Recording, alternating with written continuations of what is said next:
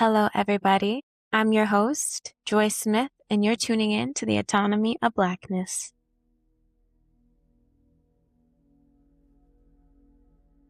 What if I told you there is a version of success that was designed specifically for you to chase, not because you're meant to catch it, but because the chasing kept you in a particular lane. It kept your eyes on a particular door, and it kept you from asking who built the building or why the door was even there to begin with. Today we're going to be talking about Black men, but more particularly, we're going to be talking about what the screen told them they were allowed to want, about how a dream gets curated down to a highlight reel, athlete, entertainer, spectacle, until a generation mistakes the exit they were handed for the only exit that exists. This isn't necessarily about blaming Hollywood. This isn't even about blaming the men who walked through the door they were given.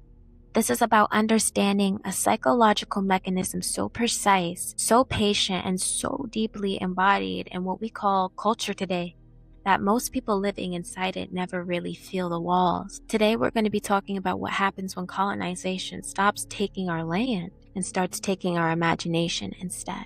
The most efficient form of control isn't deciding where a man can go, it's deciding where he believes he can go. Long before someone controls your labor, they shape your aspirations, and nowhere is this more visible than in American dreams. When Black soldiers came home from World War II, the doors that opened weren't all generous. The GI Bill quietly excluded most of them from the housing and education wealth they built for everyone else. But one door did crack open, and that was the screen. For the first time, at scale, Black faces were dreaming in public. Motion pictures became a symbol that prosperity was possible, and not just survival, but glamour, romance, ambition, the full range of being human, and human senses, emotions, projected 20 feet tall. To be seen on a screen was to be told you belong in the American dream too. That door felt like reciprocity. It wasn't necessarily freedom, but it felt like an opening for many. Sidney Poitier had to be the most controlled man in the room to be allowed in it. Composed, sexless, never angry, twice as grateful as anyone he was acting across from. That wasn't a character choice. That was the admission fee. White audiences in the 1950s and 60s would accept a Black man on screen only if his presence cost them nothing emotionally, only if he never reminded them of what they'd done, only if he made them feel generous for watching. That's not representation, that's a performance of safety for someone else's comfort. A generation later, the industry decided safety wasn't profitable anymore, so the image flipped. Now the Black man on screen was the criminal, the threat, the absent father, the body to fear rather than the person to actually get to know. Different image, same function. Both versions told the audience exactly what to feel and made sure it was never complicated, never fully human, always legible, always useful to someone. The people making those decisions were not Black. The people profiting from those images were not Black. And the psychological cost of growing up watching yourself reduced to two options, palatable or dangerous, was paid entirely by the community those images claimed to represent. This wasn't just a psychological influence, it was structural.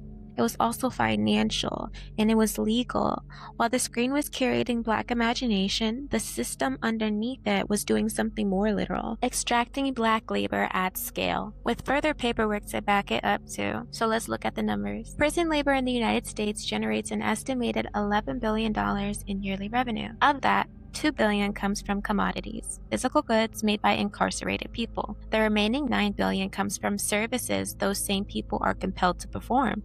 More than 4,000 companies have been documented using for-profit prison labor, and that number is almost certainly an undercount because corporate supply chains are deliberately opaque. In Alabama alone, more than 500 businesses, including McDonald's, Burger King, and Best Western, have leased incarcerated workers over the past 5 years. That labor force has generated over $250 million for the state since 2000, garnished directly from prisoners' paychecks.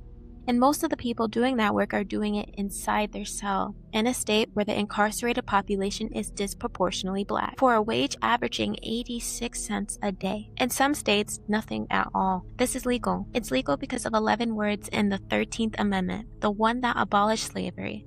Those 11 words read, except as a punishment for crime. The exception is a loophole the entire modern system runs through. The plantation did not disappear. It got a legal framework. It got a supply chain. It got public traded companies with shareholders and quarterly earning calls. And it kept running on the same labor it always had. But here's what actually made it sustainable across generations. It wasn't just force. Force alone has a half-life. People resist force. They organize against it. They revolt. That's just historical. We can see that with a lot of historical events throughout time. But what made this system generational was the recalibration of desire. The screen didn't just show Black men what they were allowed to be.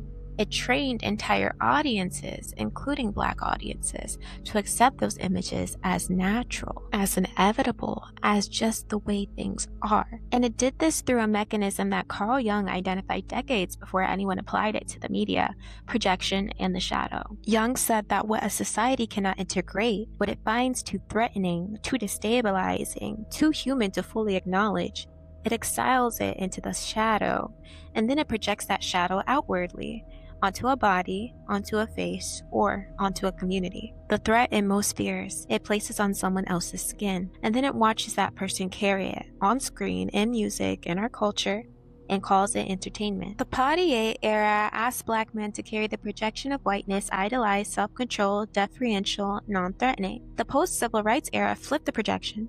So now Black men are carrying the shadow itself. They're seen as the criminal. They're seen as being hypersexual, the absent father, the absent Black man in the family, the dangerous one. Neither archetype was a full human being. Both served the same psychological functions. They gave the audience a socially acceptable way to feel nothing about what they were watching. Or worse, to feel entertained by it.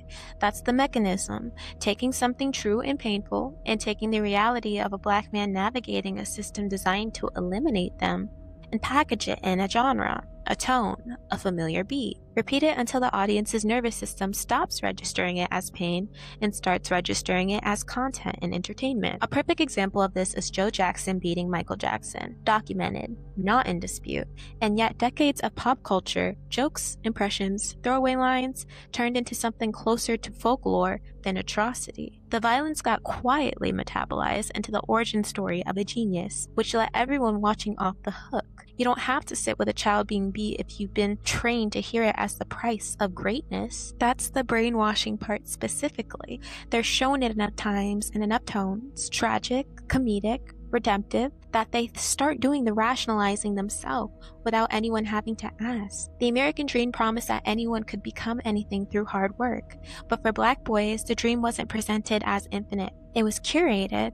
The visible exits from poverty became entertainment, athletics, and spectacle. Not because Black men lack other aspirations, but because those were the aspirations most publicly rewarded, televised, funded, and culturally reinforced.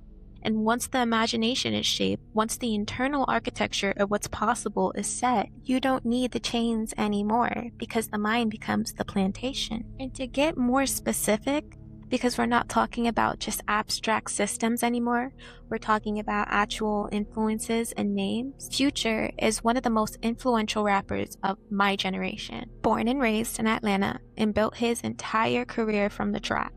His entire sonic identity was constructed around lean, codeine, and promethazine, mixed with soda. Sip slow, glamorized across album after album, Dirty Sprite, DS2, Purple Rain, Codeine Crazy, and the brand Activist, a pharmaceutical company prescription cough syrup, became so embedded in his music that it functioned as advertising. Not paid advertising, just the kind that works better because it doesn't feel like advertising at all. Activist discontinued its purple promethazine formula in 2014, partly because the direct response from its glorification and hip-hop culture. But the demand didn't disappear, it migrated. And the communities absorbing that demand were disproportionately Black. Between 1999 and 2017, prescription opioid overdose deaths among Black Americans nearly tripled. Juice WRLD, who died of an opiate overdose at 21 years old, cited Future's music as an early influence on his lean use. That's not a coincidence, that's a pipeline. But here's that part that most psychologically nobody really thinks of. Nobody put a gun to Future's head. He wasn't handed a check by activists. The extraction worked through him, not just on him. His authentic expression of addiction, or his performed expression of it, and the line was deliberately blurred, became a marketing vehicle for pharmaceutical culture inside Black communities. The screen built the archetype. The The music carried the product. The community absorbed the cost. That's the same structure as the plantation, the same structure as the GI Bill, the same structure as the prison labor supply chain. Different container, same extraction. Now look at animation, because the pipeline has more than one entry point. Rick and Morty, Adult Swim's flagship, a show built on nihilism, hypersexuality, and the normalization of dysfunction as intelligence. Its creator was dropped in 2023 following domestic abuse charges. The show continued, renewed through season 12, cultural footprint unchanged, because Adult Swim understood, as the screen has always understood, that you don't need the originator once the temple is set. The machine keeps running, and what the machine normalizes compulsively across seasons is emotional unavailability as genius, women as objects, nihilism as the only honest response to a broken world. Its audience has a large majority of young, black males, and it is shaping the psychological interior of a generation, teaching them what masculinity is allowed to look like, what they're allowed to want, what they're allowed to feel. Music and animation aren't separate pipelines. They are the same pipeline within different entry points. One targets the body, your dopamine, your nervous system, your literal biochemistry through substance. The other targets the imagination, your internal model of what a man is allowed to be. Both run through Black culture. Neither compensates Black culture for what it extracts. You were shown a door. You were shown men who look like you walking through it. What you weren't shown, what the screen made sure you never saw clearly, was who built the door, who set its dimensions, who collected the toll on the other side. The door opened, the harvest started the same day, and the harvest of the Black subconscious is still running. The part that really incorporates all of this is neuroscience, and this is how the science really comes into play. Your subconscious mind is not a passive storage unit, it's a continuously running biological system. Neuroscientists call it the default mode network, a large-scale brain network that activates not when you're focused, but when you're not, when you're resting, daydreaming, driving, falling asleep. It is running right now as you're listening to this.